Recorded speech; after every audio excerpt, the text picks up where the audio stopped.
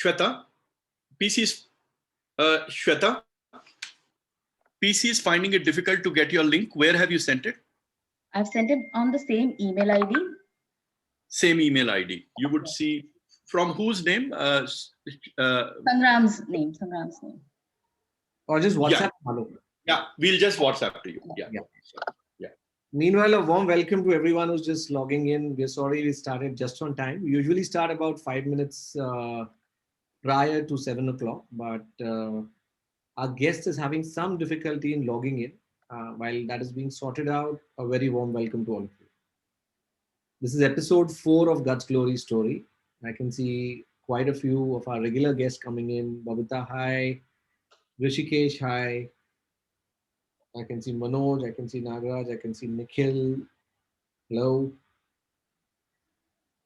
You'll have to bear with us for a little while because I think guest was not able to find the link. We should be sorting that out in about a minute or two. And we have a really interesting story coming up of PC Mustafa. Shweta, ये जो link भेजा आपने उसका ही भेजा है ना?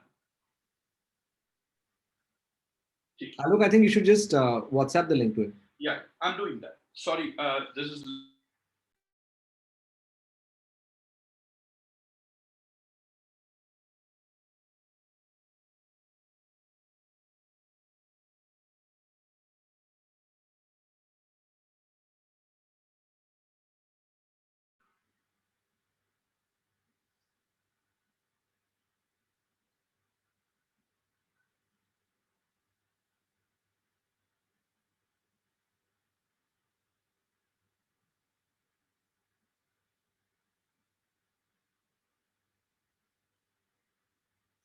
This is session 4, folks, of season 2 of Guts Glory Story. For those of you who have been who've logged in only for season 2. All our past episodes are there on YouTube. I think we began this season with Jason Kothari, who was formerly the CEO of Housing.com. And prior to that, of course, who managed the stellar turnaround of Valiant and the movie which released last year called Bloodshot, which had Vin Diesel as a star and which is being nominated for Oscars for special effects, was something that Jason was a executive producer of. That was session 1 for you. Session 2, we had Anuprata, who was the product head of hardware at Google. And she's had a stellar career with Apple, Dell, HP, and then Google. And it was littered with really interesting episodes from her life, her career choices, and how she made it to the glass ceiling being a woman. And of course, last session was very special to me because it was with someone who I've had history, Amish Tripathi. Amish narrated his entire journey of being a writer, how from a banker he became a writer. And not just a writer, but being one of India's most loved authors, India's largest selling authors. And currently, of course, he's no longer an author and he's a diplomat, and he sits out of London right now as occupying the cultural seat of the Indian government in London at the Nehru Center. So that was a lineup so far. And here we are at at episode 4 rather, not season 4, but episode 4 of season 2. And while we wait for the tech difficulties to be resolved, I might as well use that time and introduce the host for today. And as soon as he logs in, I don't think I'll waste any more time doing that. PC is a story of real inspiration, by the way, because PC, for those of you who don't know, and Alok, any luck? Yes, so I finally got PC because he said he has he's got you sent me the okay, I would think we'll be about 5 minutes late, guys, so apologies. Okay, so no issue. So I think till then, let me tell you PC's story. So PC is a very, very inspirational story. For those of you who don't know, maybe his products have touched your life. PC is the owner and founder of ID Foods. Okay, and how did we bump into PC? If you remember, last season we had Kawaljeet Singh, and Kawaljeet Singh was the founder of Fireside Ventures. Fireside Ventures is a venture fund that has funded a lot of stellar B2C startups. And there we have, I think PC is here with us. And PC, I was busy telling your story to the audience while we were trying to make up for some error in terms of the link being sent to you. Thank you. And I was just telling how we bumped into you. And Kamal was with us last season, and Kamal kept on telling us inspirational stories of all his all the startups that he's funded, and that's how we discovered you. Thank you. I was telling the audience how your products have touched your life much before they've heard of you. We've been enjoying idlis and dosas from ID Foods, and I think you've delighted our hearts much before I think you'll delight us with your stories today. So that's PC stories, and of course, there's much more than that. And I think one of the biggest things that Alok narrated to me, and I missed the session where we usually do an informal catch up, and Alok had already booked a time slot with you, PC, and I wasn't able to make it that day. And Alok said you missed something because there was a point in time when both of us were in tears because I was just listening to his stories. And I said, oh my God, I really missed, and I was looking forward for this session today. So for the audience, I think many stories of guts and glory, as has been the tradition for us in this season.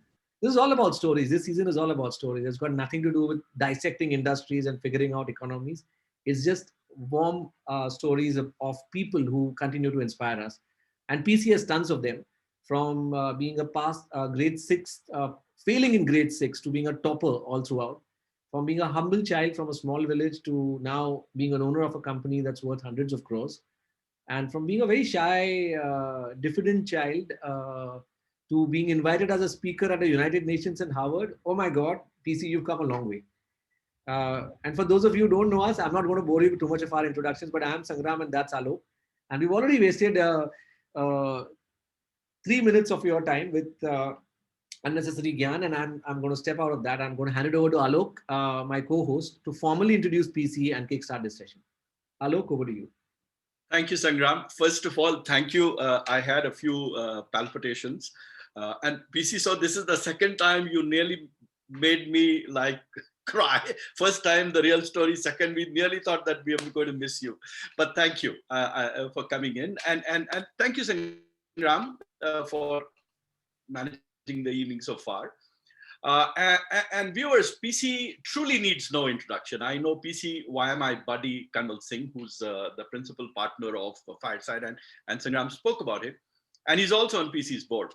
And PC is a native of Wayanad. And his favorite refrain to younger generation has been, if you have the willpower, you have 1,000 ways to do it.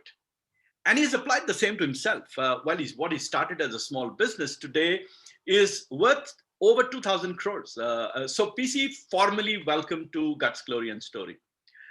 And your story is very poignant at times, very poignant. In fact, during my debrief with you, I did struggle a couple of times not to show my weaker point.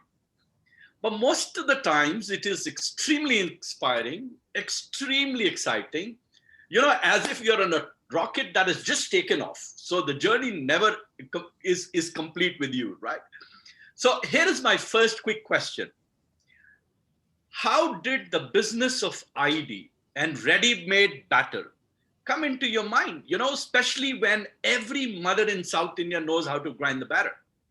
So you were essentially either competing with all the mothers or you had an underlying motive to help them. But either ways, you remember, it's a mother, so it's a tough test to prove. How did you win the confidence of all the mothers in this country? PC. In the name of God, peace be unto you. Thank you for inviting me here. It's such a great honor to be here among all these superstars. I don't think I have cracked all the homemakers in the country. We have probably touched 2% of homemakers in this country. Miles to go. How do we do it? I would say we identified the right product for the right customers at the right time. I will probably try to explain that a bit more. We don't sell idli. We make idli batter. Homemaker buys idli batter, customized to their taste, and then make idli or dosa out of it. If idli comes out well, she gets a credit, not me. And if for some reason, if dosa is not crispy enough, she can blame it on me, brand ID. What we've done is we don't take the credit away from the homemaker. What I've learned, never try to replace your customer. Help your customers to do the job better. In this case, when we said idli batter, customers can customize to their taste. Let me try to explain that with an example. I'm from Bangalore. People think that Bangalore, one batter would be sufficient for Bangalore. Not true. Indiranagar prefers less fermented batter. Malleshwaram prefers very soft idli with high fermented batter. Whitefield prefers uttapam out of it. We don't make these finished products. We give them the base. So a customer in Malleshwaram would keep the batter outside for 8 hours overnight and make idli out of it. She gets the soft idli. A customer in Whitefield will take the batter out of the refrigerator, keep it outside for 1 hour, make uttapam out of it by adding that masala or onion or tomato, whatever, right? So we don't end up serving finished product to the customer. We give that base so that she can add her love, customize to the taste, and then serve to the family. I said he or she, if not just she, right? I said homemaker. How did we start it? It was probably there are two aspects to this. One, my cousins were running a small-time kirana store in a place called Indiranagar in Bangalore. Out there was this idli dosa batter supplier who was supplying idli batter in a plain pouch with a rubber band on the top. You will still see in some part of Mumbai and Chennai. This batter had all sort of service complaints, quality issues, and hygiene issues. My cousins tried to fix the issue with the vendor multiple times and it didn't work out. And that's when we thought, why don't we try to fix the issue ourselves? We started very small. We started in a 50 square feet area of a kitchen. All what we had was 50,000 rupees. With that, we bought one grinder, one mixer, one sealing machine, one weighing scale, and a second-hand scooty. It was not an easy job. It took us 9 months to sell 100 customers, to get 100 packets. It took us 9 months to get 20 stores, but we didn't give up. Now, coming to the last part of your question, why did we get into idli business? There's a story behind it, and that's more emotional. Whenever my grandfather could afford to buy us a breakfast, he used to buy us idli. I had idli this morning. I want my grandson to eat idli in future. To me, idli business is the most profitable, scalable, and most sustainable business in the world. What else other than idli business is the question.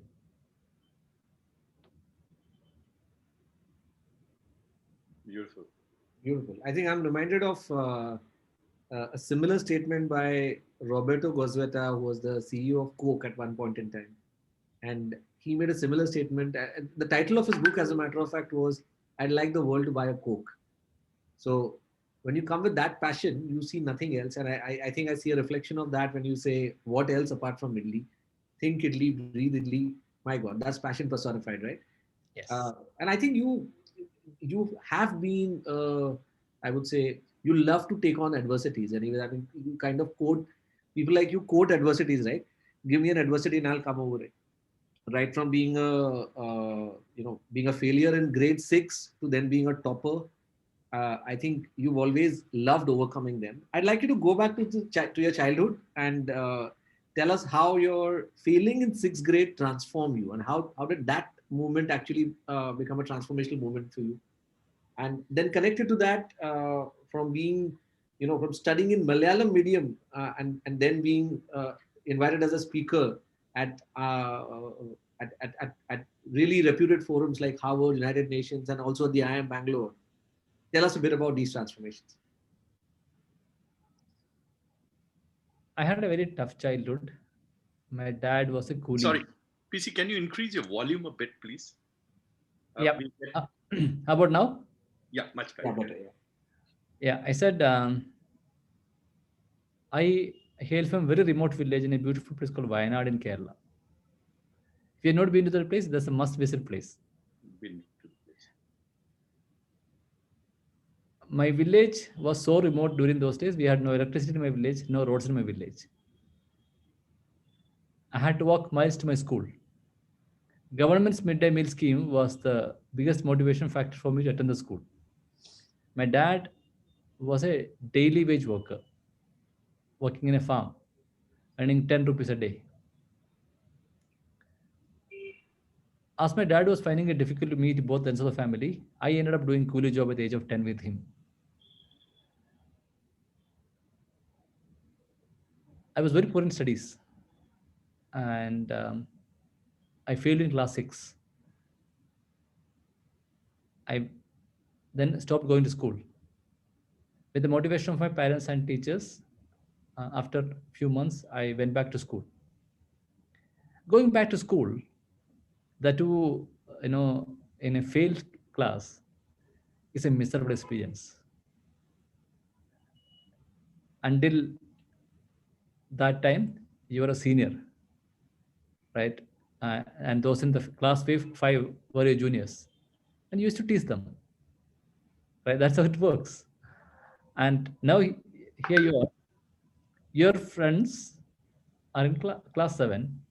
They will tease you, and you are sitting with your juniors, early juniors.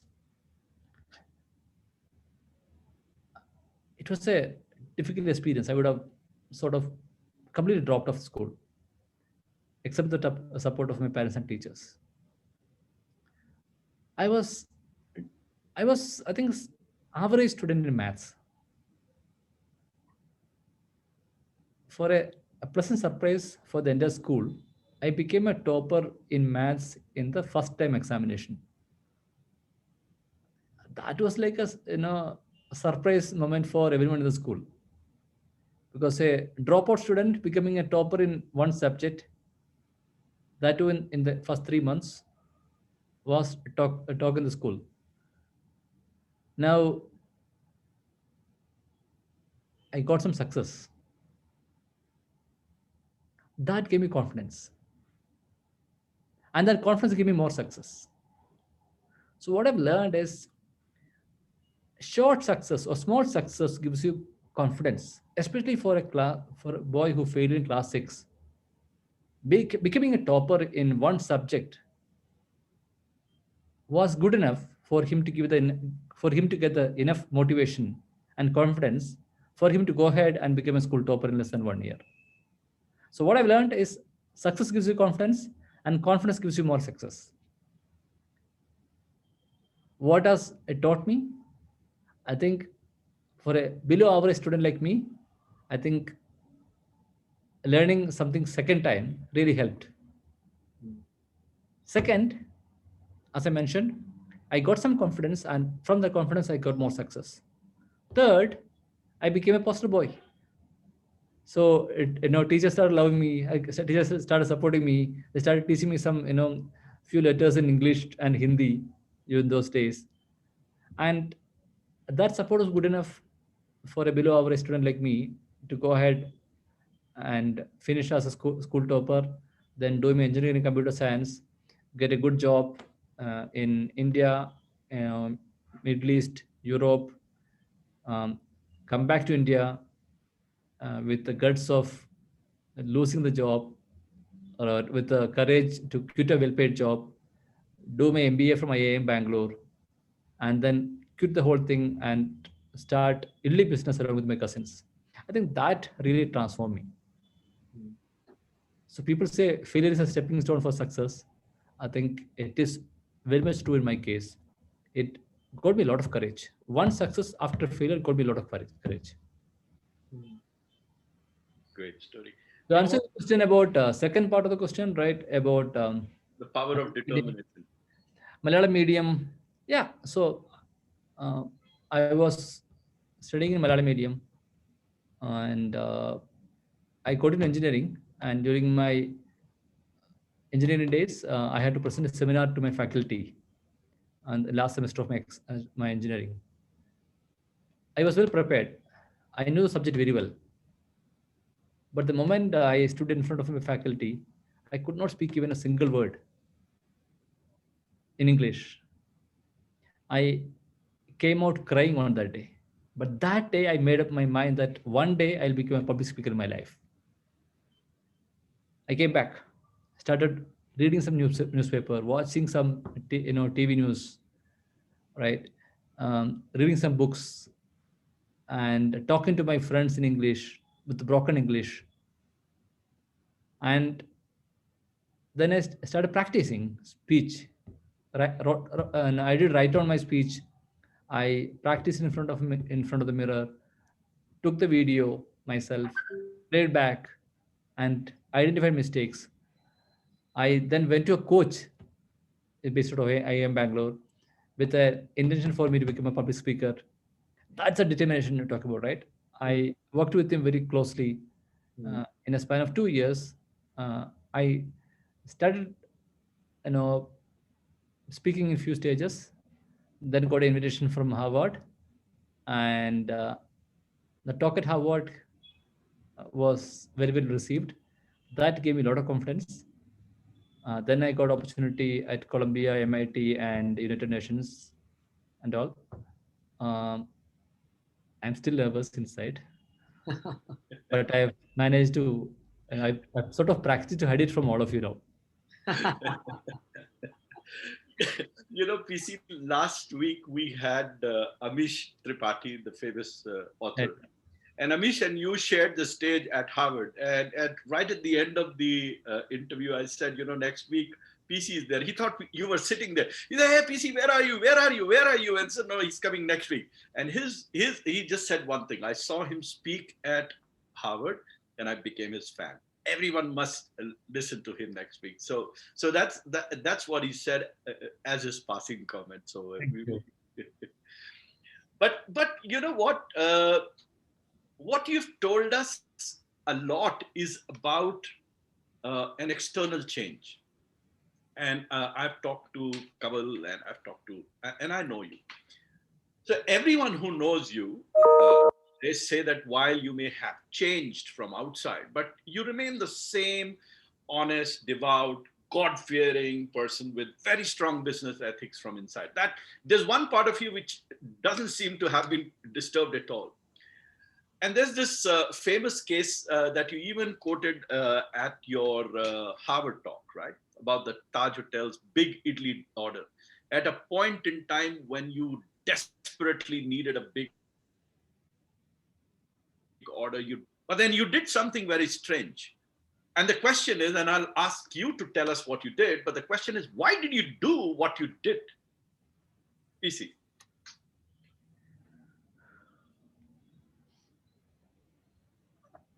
Making money is not that difficult.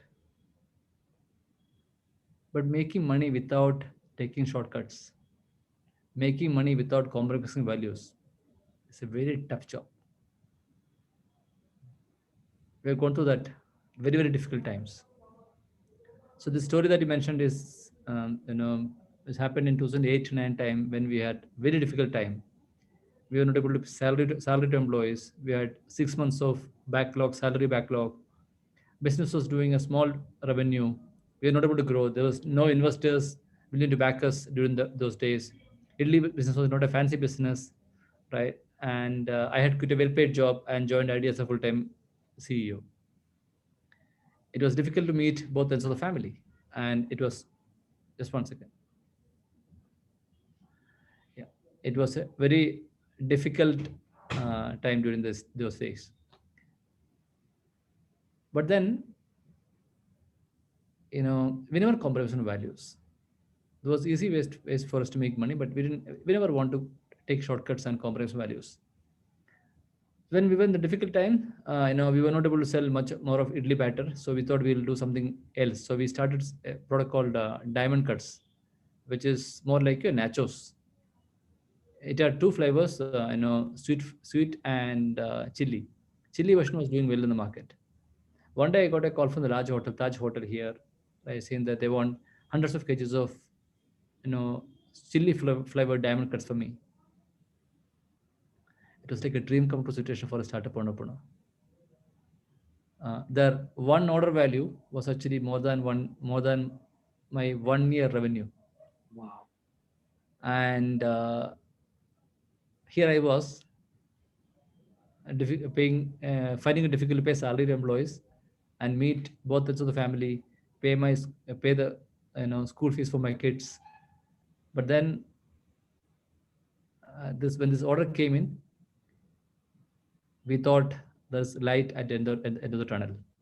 It was very, very difficult time. But then, being a businessman, I was very keen to understand the objective of, or usage pattern of this particular product. My objective was to understand the usage pattern or the use case of this particular product, and then go back and pitch the same use case to more hotels across India and make more money and become better businessman or build larger business. When I met the Taj chef, in his Western accent, he told me, "We are unique. We have tried your chili flavored diamond cuts and we quite liked it. We want to give a unique experience to our consumers. Hence, we want to serve it as a bar snack." Bar snack? That's the first time I've heard that word. I was confused.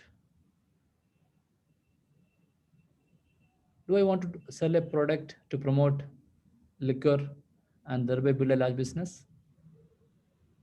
Is it against my values? Confused. So on the way back, I talked to my partners. We debated. On one side, I had a huge order, meeting my immediate requirements and helping me to come out of the crisis. The other side, we had our values. Values was conflict with my business. We thought a lot. We discussed, and finally we decided to drop this order. Wow. I called the chef and told him, "So sorry, unfortunately, I'll not be able to serve you this order for you." He shouted at me. I then apologized. I kept the phone down. I felt crying after this incident. I felt crying not because I lost this order. I felt crying because the Almighty God gave me the courage to take the toughest decision in the most difficult time in my life. Courage to take such tough decisions help us to create the strong brand that we're today. I'll be happy to narrate the story to my grandchildren one day in future. Absolutely. That I built a multi-billion-dollar business along with my cousins without taking shortcuts, without compromising values. We have never taken shortcut. We have never compromised values. We will never do that. Now, the point I was trying to introduce, it is easy to make money, but it's not easy to make money without compromising values. Very well said. Very, very well said. And I think every entrepreneur's journey is fraught with those moments where you're struggling. And I think that's a common pattern that we see: struggling, go into the light, and then that one thing comes. But I think the twist in your story is that when that one big opportunity came, it came with some strings attached. And turning your back on that at that moment when you're desperate and you're waiting for that last year, I think that's where the true test of an entrepreneur comes. And as you rightly said, I think these are the stories that make up for books. And these are the stories that make up for chapters in autobiographies. And I'm sure a book is coming your way. So when did, out of pure curiosity, when did the turning point happen? When you finally hit funding, when you finally hit it big, and when finally the struggles we know, when did the light at the end of the tunnel come? So I think that moment happened when my other co-founders joined me, my classmates, my roommates, my family friend, my other colleagues like Sujit, Abhijit, Rajesh, Banu, Asif. They joined me to take the journey to the next level. I think that was the turning point. But then, yeah, we got funding, and that funding helped us to take to the next level. Was that difficult? I mean, convincing Fireside, or it was by that time everything was No, set? I don't think it is Fireside. It's a Canvas It was person. the previous Okay. company. Okay. Yeah, so I tell people that I decided to marry Helion, and the girl had beard. And a turban. Well, does Kamal's wife know about it? She has competition. Great, great. So another question, which I think the underlying motive has been trust for you a lot, right? Building trust. This seems to be the way it is. So, and I remember in one of the discussions, very easy to add a small amount of soda or a preservative that no one will notice. And I know every day in the morning you send trucks which gives new and takes back old, which I'm sure you are killing that, right? That's waste for you. And I'm aware of that happens. So what prevents you from doing that? I mean, I know you've said that everything is honest business, but this one is honest also. But you're just extending the shelf life, which HULs of the world do, right? It's not that they don't do. This is not bordering on cheating. This is absolutely, everyone does this. Every restaurateur does it. Why don't you do it? And you cause yourself huge pecuniary, money which goes away, not lost, So but um, we started our business for a purpose, and that purpose was to make fresh food available to Indian homemakers across the world, easily available for them to cook at home. Now, the easiest way is to follow the traditional path being followed by most of the packaged food industries, which is add preservatives, add some artificial flavors, make food long life, send it across different parts of the world, and make a lot of money. So, for example, today uh, we are there in 30,000 outlets. If I add preservatives, I can probably there in 30 lakh outlets, right, across the world. And with a longer shelf life, the product can be made available across the world. But we didn't want to do that. We didn't want to spoil natural food. Our theme itself is only food goes inside the food, nothing else. Hmm. Now, if I add a little bit of preservatives, I get maybe 100 times the revenue and probably save a crore rupee per month in terms of wastage. And my distribution cost also I'll be able to say, because I don't have to supply on a daily basis, right? And no reverse dosage is required in all of them, because I can serve, or I can supply once a week kind of thing instead of supplying on daily basis. If I add a little bit of preservatives in the food, it is okay as per the regulatory department, FSSAI and all. There are approved preservatives that you can add in the food. My employees won't notice it. My consumers won't notice it. Even the lab tests will not notice it. But then the Almighty God is watching me every moment that I do in my life. It's not true that no one is watching. He's watching me every time, whatever I do. Hmm. So thereby, we will not add chemicals, preservatives in the food. Coming to the trust part of the business, the biggest challenge for any business is to earn customers' trust. We had same challenge. We were keeping our products 100% natural, no chemicals, no preservatives, nothing artificial, nothing else in it except the food. I attended many webinars, many public programs. Talk about the story. Consumers or the audience love my personal story. They love ID story. But when I come out of the podium, they'll still come and ask me, Bacha, my daughter is in US. What do you add in it to get the soft idli? Tell me. Don't trust. Biggest issue was any packaged food. We Indians don't trust a packaged food. Hmm. Our biggest challenge was we want the customers to trust us. Hmm. We don't want them to buy us for convenience. We want them to buy us for the product that is inside, which is 100% natural, no chemicals, no preservatives, nothing artificial. We tried different campaigns to earn customers' trust. Nothing worked. So finally, we came with a very beautiful campaign called ID Trust Shop. Hmm.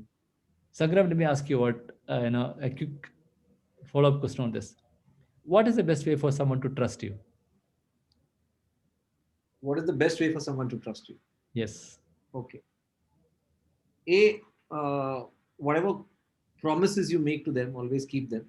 Yeah. That's, I would say, one of the best ways to kind of get started. Alok? Transparency. Yeah, we tried all of them. Nothing worked. Nothing worked. I was sure about it. I was sure about it. we learned something new. Okay.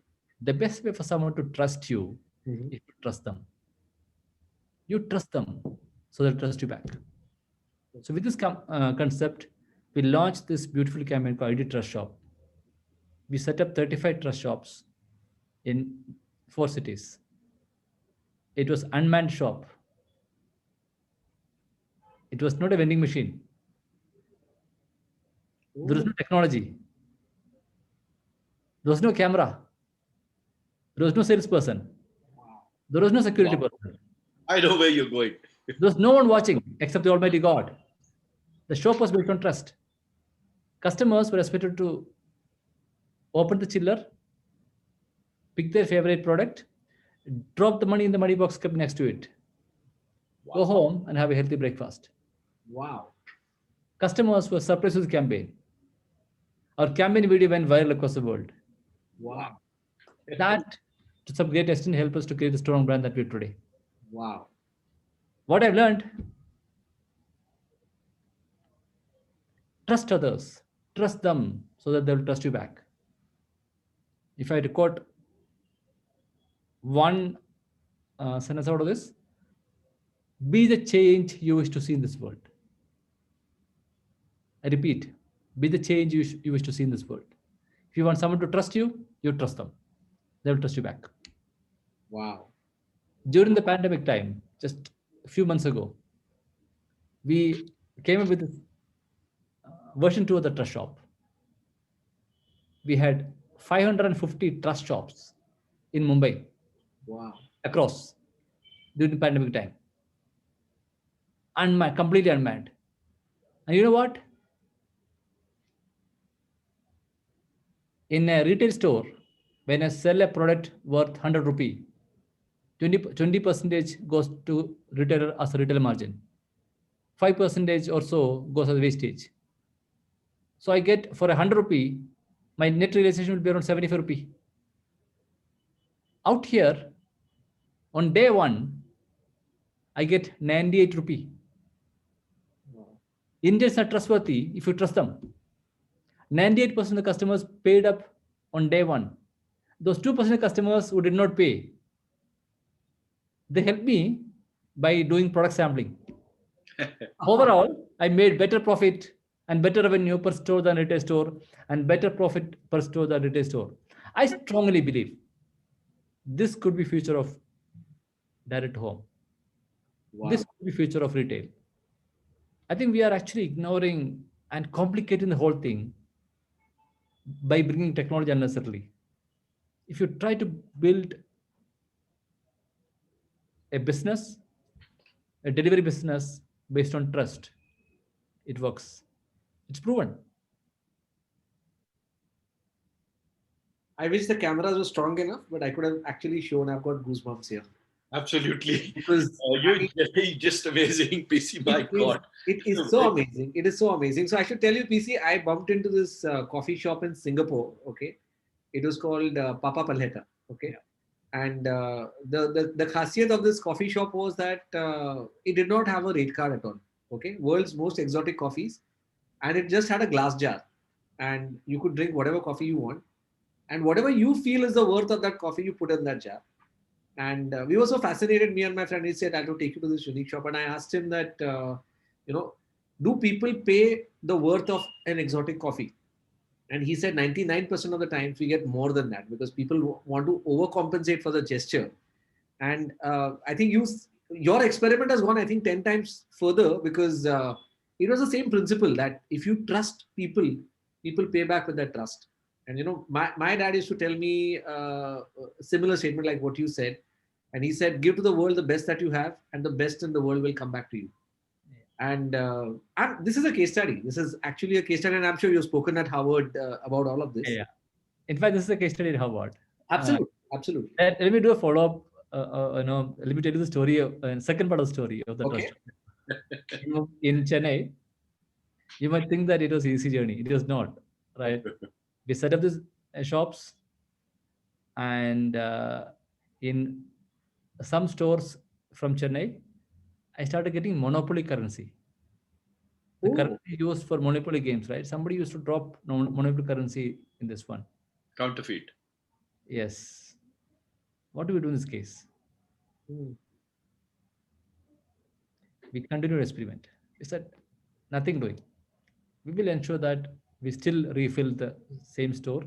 Let those customers, try to cheat us with the, monopoly currency. Over a period of time, those customers felt guilty, Oh. and then they dropped rupee 500 notes and paid up for their fault. Wow. Made my day.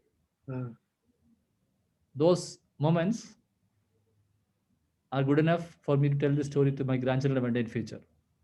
My God, my God. You have some stories to tell your grandchildren. Huh? But PC, are you writing a book about all this? Yes. I am sure. I'm sure because I think these are stories worth spreading, right? And I think the moment you tell them, uh, I'm really going to pass on the word for people who have not attended this to actually get your story on the YouTube channel as well, because some of these are revolutionary.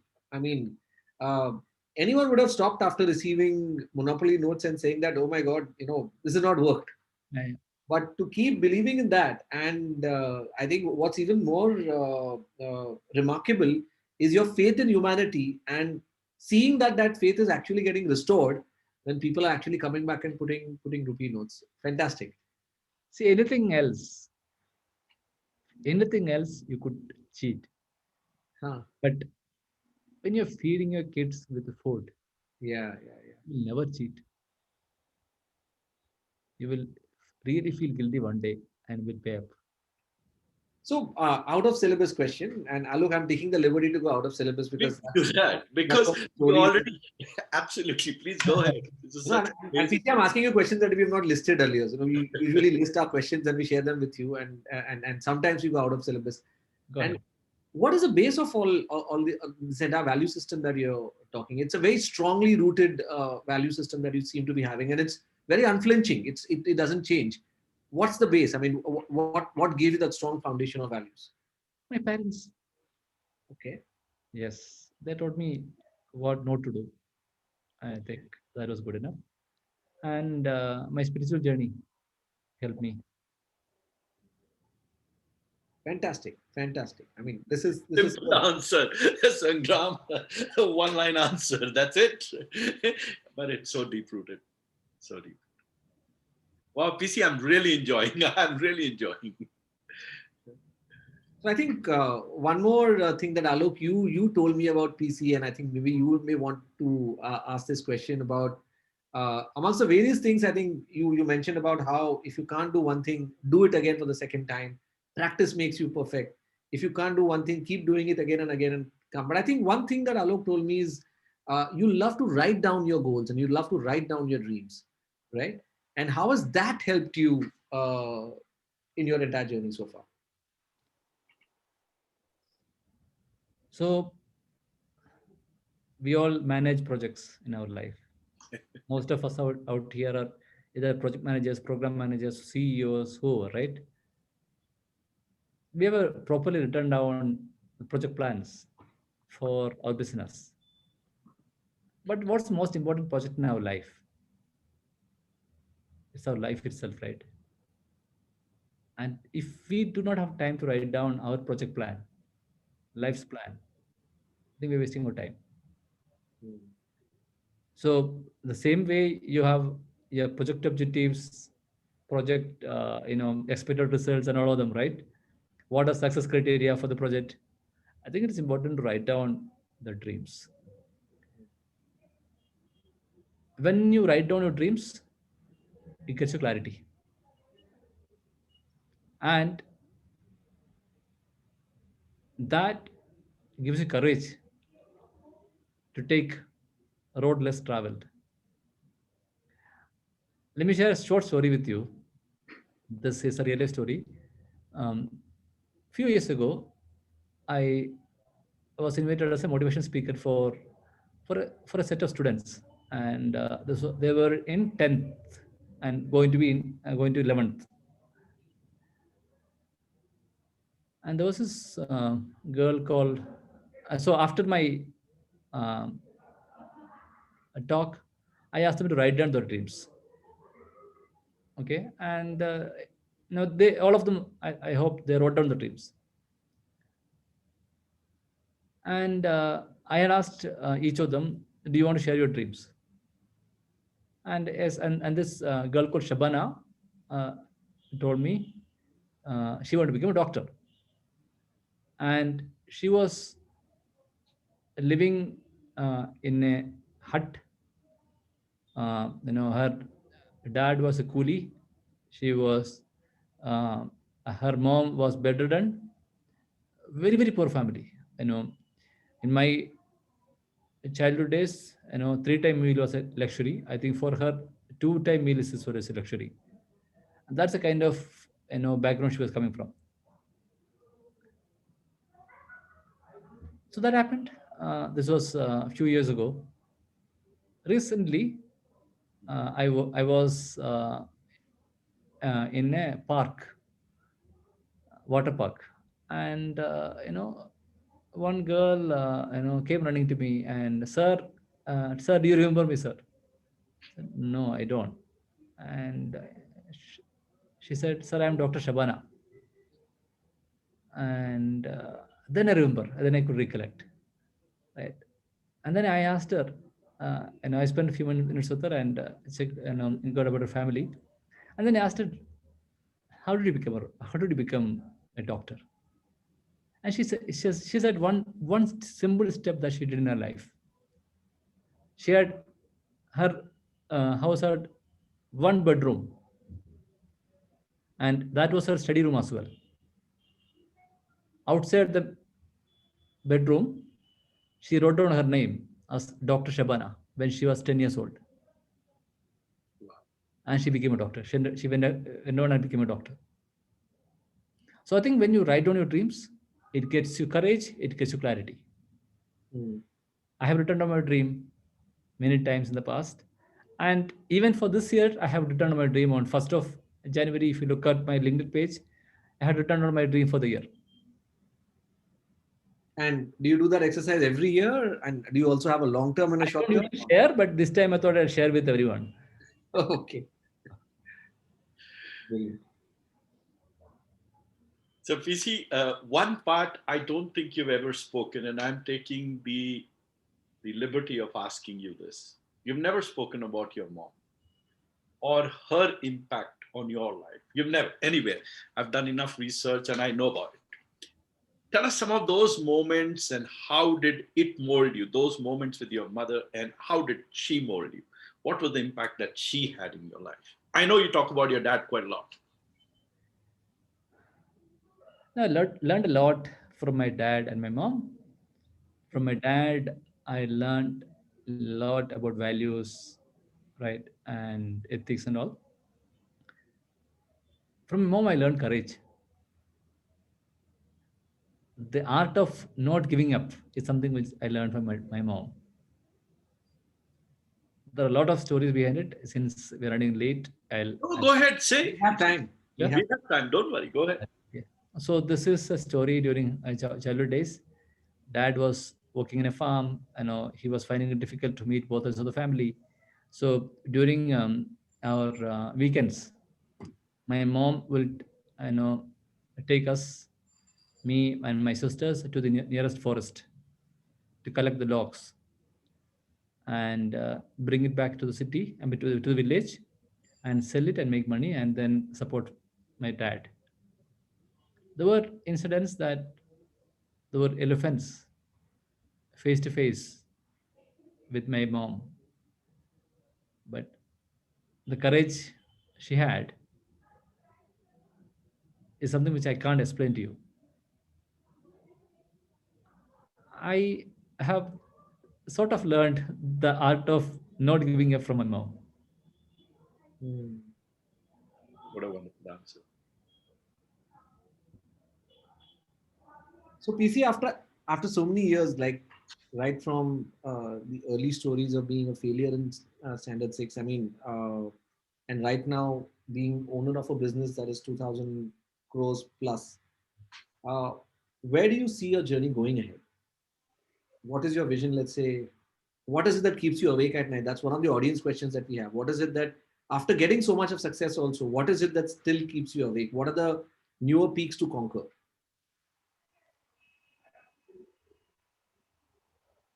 One, if you look at the homemakers across the world that we could touch, we have probably touched 0.001 percentage of the homemakers. So there's a huge opportunity laying ahead of us. Second,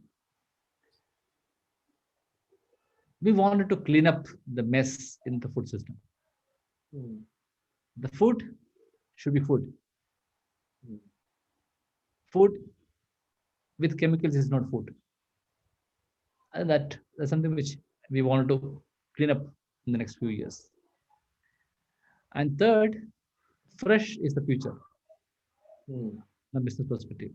Hmm. And probably fourth one, if somebody can create a multi-billion dollar business by using a junk food called bun, keeping something in between, right, and selling it as a brand and make it popular across the world. What is stopping us to take world's best food Italy across the world? Absolutely, absolutely, and that's a fantastic ambition to have.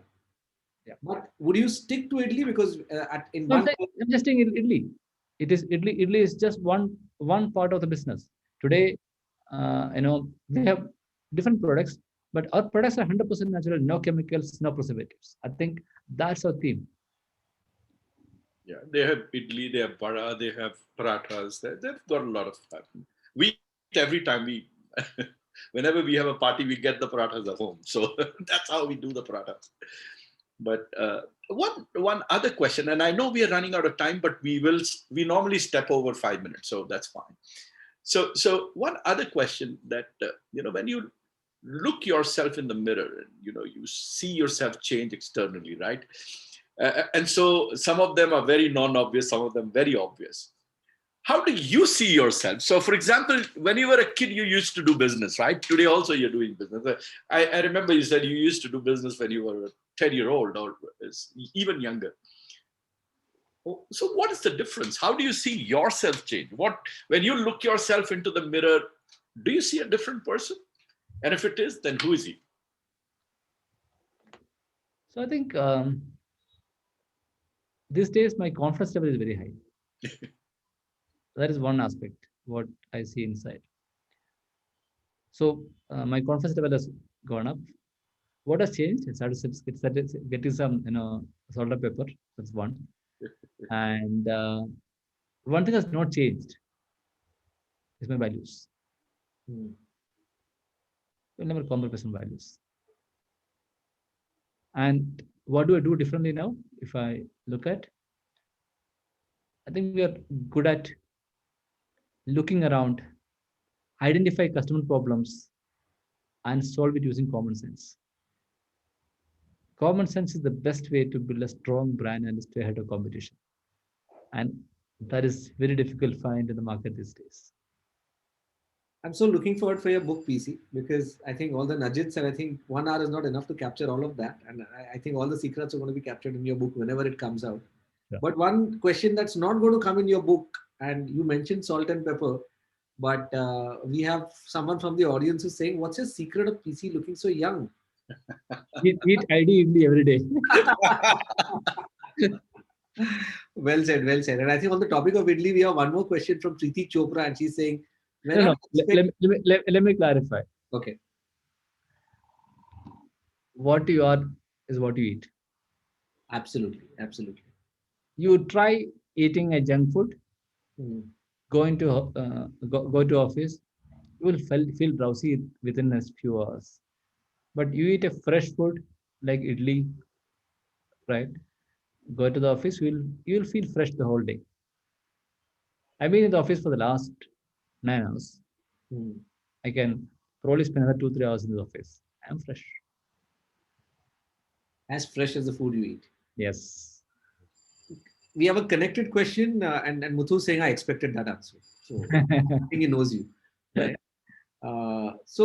When are we expecting ID millet-based batters to hit the market? This comes from Preeti Chopra. So we had tried that in the market. Didn't quite work out. Probably we might come back after some time, but we have temporarily stopped it. We had actually tried it in the market, didn't work out. Yeah. Maybe it's too early for the market, I believe. But if the audience knows you well, I don't think you're going to give up for something not having worked out, right? So it is going to come to the market, So Preeti. it will come, but market has to be ready. Yeah. Okay, that is one probably advice for all the entrepreneurs and startups out here. For you to make a business successful, there are a couple of factors, right? One is do you have the right business idea, right team, funding, right? All of them. But I'll tell you the most important part of making a business successful is the timing. Hmm. You need to get the timing right. Hmm. If you come up with a better idea than WhatsApp today, do you think you can make it work? You cannot. Hmm. So getting the idea at the right time, timing is the most important part in making a business successful. Nothing could be true. And I think I know of several stories during the lockdown of businesses being in trouble. Yeah. And the lockdown opening up the perfect opportunity and people just pivoting and struggling for so many years, not making a breakthrough. And suddenly the lockdown opened up an opportunity and Interestingly, let me also share one story with you. Okay. We had launched wheat paratha in the market almost 10 years ago. Okay. That is my personal favorite. But no customers buy it. Buy it. I buy it. No one was buying it. Even though it was my best product, no one was buying it. During lockdown, so whatever we could not do in the first 10 years, 3 times of that we did the business during lockdown period. So our business for the wheat paratha tripled in less than 1 year because I think the timing was right. Absolutely. People became more health conscious. They needed more luxurious dining options at home, so that worked. Absolutely. As a matter of fact, I think I discovered your brand a lot more because during the lockdown, I think I had become home chef, as most men also most men had become. and then the regular visits to Nature's Basket and pick up idli batter, and that's where you used to bump into ID almost every week. So I think with that, we almost coming to an end, but I think it was a fantastic session. It was absolutely scintillating, Thank and you. it was goosebumpy. I mean, I could literally just bring my hand close to the camera and show that, oh my God, there were moments, many moments in this entire interview where you actually got me goosebumpy. And I think very rightly said by Paul, and it said that there's a saying in Tamil. This comes from one of our audience over here. There's a saying in Tamil: inner purity reflects on your face. And he says, that's the secret of PC looking so young. Thank you. Made my Kind day. of summarizes how the session has been received by everyone. Alok, what are your words for PC? So, the last I had told someone, if I were sitting in front of you, I would have come and hugged you, PC, was my third session, second session, Deepak Bagla. And PC, truly never felt like getting up and hugging. So whenever we meet next, I'm going to give you a very tight hug, PC. You have been phenomenal. Thank you. And you have not forgotten your stories. Yeah. That's the most critical one. And I see your eyes moistening even today. I mean, you nearly pushed us there, all of us. But I see you remembering those and your eyes moistening even today, which means that you carry that in the heart. And this has been just a phenomenal. Thank you. Can I end this session with one last? Absolutely. Please go ahead. Enough time. Please go ahead. Many people have asked me this question, so I thought I'll summarize this in one word. Having achieved some so-called success, some people call it journey, what gives me the real joy? And thought about it. I think, and this is the reality. My answer to that question is the joy of giving is unparalleled to any other joy that I experienced in my life. If you have not experienced that in your life, don't wait for tomorrow. Do it today. Try giving. The more you give, the more you get. I experienced it in my life. Joy of giving is unparalleled to any other joy that I experienced in my life. With that, thank you again for this wonderful opportunity. God bless you all. Thank you. Thank you. Thank you, PC. Thank you very much once again. And to our viewers, thank you for joining us. I know we were a couple of minutes late, our fault, because we had not sent the link to PC in the right form. I think it got lost somewhere. So apologies for that. Next week, next Friday, we will be off because it's Holi. And we'll be back on the 2nd of April, but this time PC with one of your friends, with Rohan Mirchandani of Epigamia. So he's coming. He's doing his ad shoots with Deepika Padukone, and he said, "Look, I needed some time to sort it out." Otherwise, he was 1 week before. He's there on the 2nd, and I promise another very inspiring story. So PC, thank you once again. It has been extremely inspiring, and I think all of us have lots to take from you. I think, Alok, we should pen down a blog which summarizes the learnings of all of today, because I think it was so full of them, and I think some of these learnings really need to be taken up by the young people, especially in a time where value systems have no longer remained so. I think my takeout is, never compromise on your values, no matter what happens. And I think you will see that on the blog in the coming week. And if this was a live session, PC, I would have been, I'm 100% sure you would have got a standing ovation. Absolutely. Yes. For this 1 hour. Thank you. Oh. Thank you again. God bless you all. Jai Hind. Thank you very much. Jai Hind. Bye.